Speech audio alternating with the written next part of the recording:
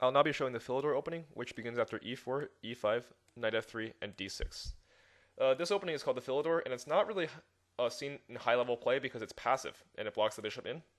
Black doesn't usually want to play d6 first and confine his bishop to the e7 square. He'd rather wait to see if his bishop can come out later on.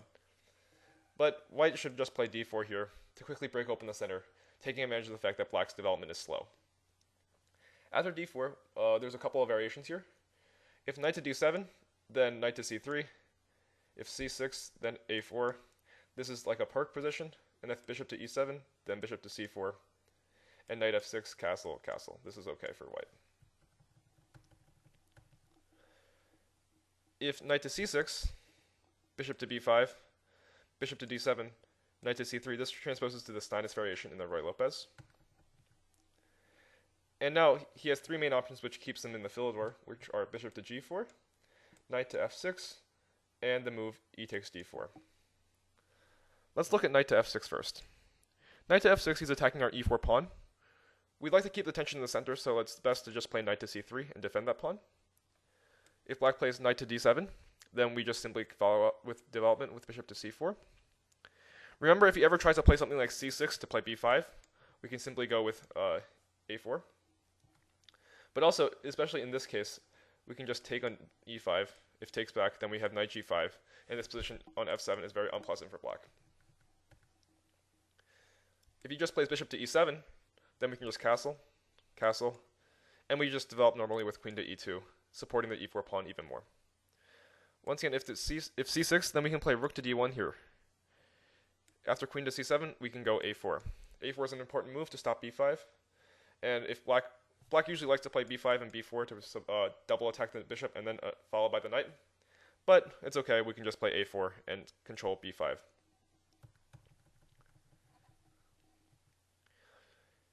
If black plays bishop to g4, attacking our pawn or attacking our knight on f3, he's putting pressure also on the pawn on d4. For example, if white doesn't do anything, he played like h3, then after takes, white must take with the g pawn to avoid losing the pawn on d4.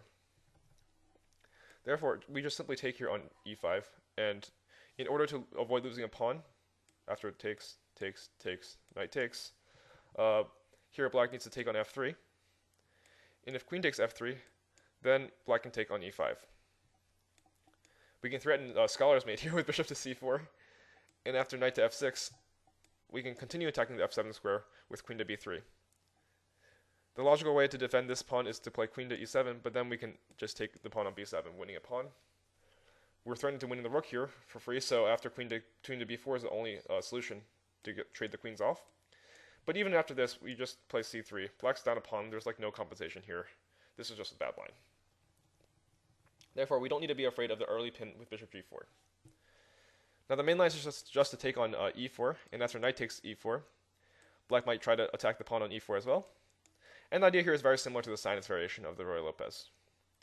He might play bishop to e7, and then we just play bishop to f4, get our bishop out, and we control the e5 square. After castling, we can play queen to d2, and once again, we're going to queenside castle here, and we're going to attack the kingside. If he plays knight to c6 ever, then we just castle kingside. This time, though, it's like the Roy-Lopez, except we don't play bishop to b5. After knight takes d4, we can take on d4 as well, and d6 can become a new target as well. After bishop e6, we can go f3, already gearing up for the move g4 sometime. And if knight to d7, then we play our king to b1, getting ready for our attack g4, h4. There will be a pawn storm on the king side. Notice that black has not yet made any preparation to get an attack on the queen side, so I think white's attack will come in quicker. As you can see, the Philador here is not a scary variation for white to play against. He blocks his bishop in first, and there's really not that much play that black can get. Bishop g4, as I already demonstrated, is a bad line. It loses a pawn. And the other lines, such as knight f6, they don't pose that many challenges for white. You can just simply defend with knight to c3, and you can just simply play knight takes d4 later on, put your bishop on c4. The only thing you need to be careful of is b5, but you can always just play the move a4. So this position is really not something that you need to be afraid of. The Philador is not a weapon that black should use legitimately.